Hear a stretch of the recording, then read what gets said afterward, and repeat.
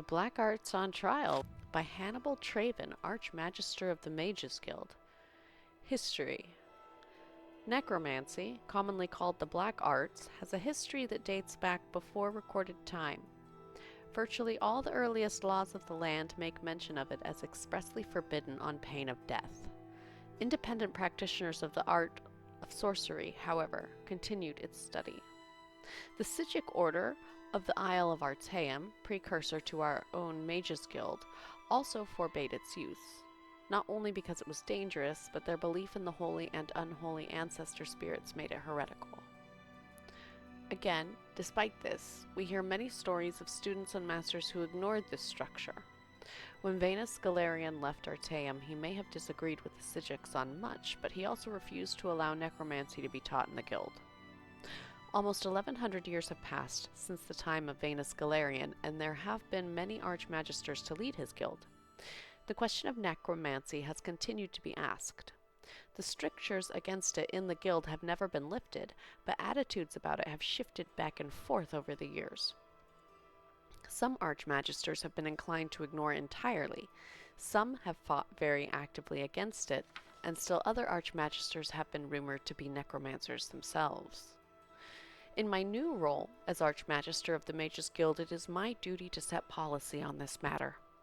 Though I have my own opinions on the Black Arts, I took counsel with two of the most learned mages in the Empire, Magister Voth Carlus of Corinth and Magister Ulyssida Grockhog of Orsinium, and we debated for 2 days.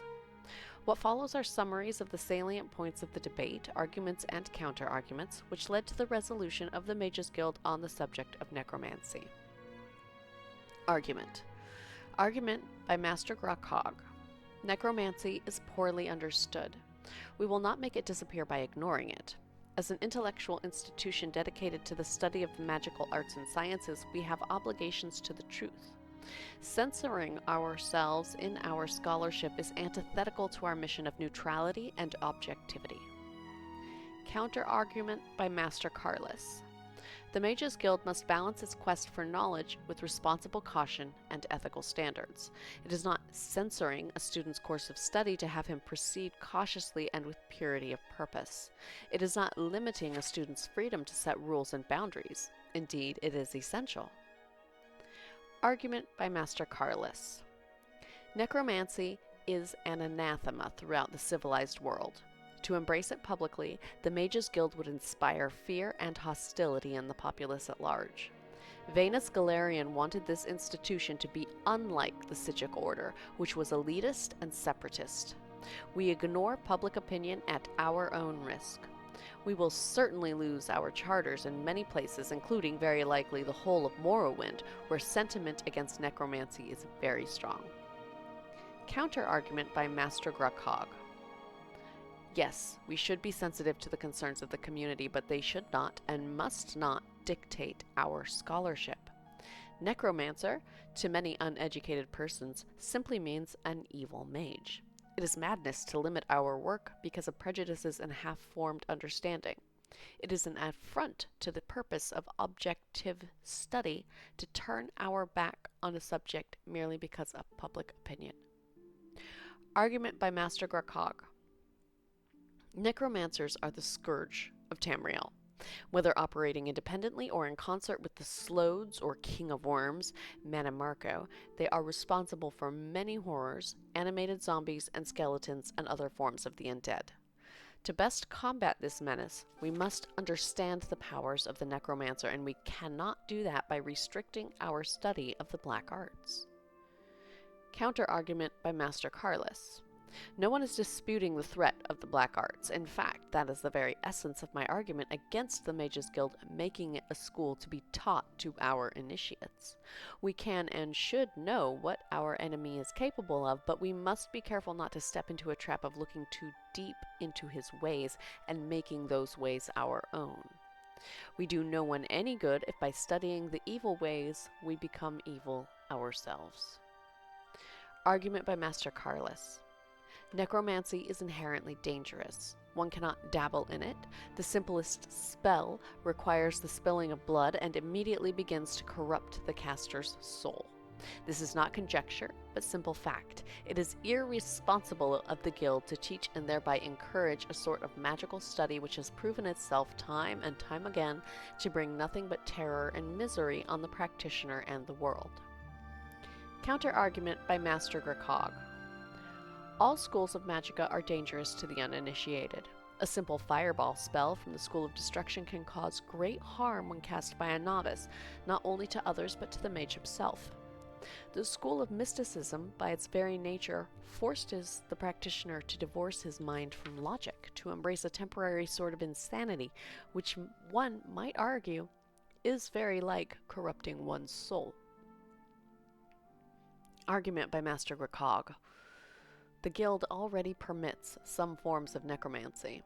The schools of magicka are, as we know, artificial constructs, originally formulated by Venus Galerian to divide and thereby simplify study.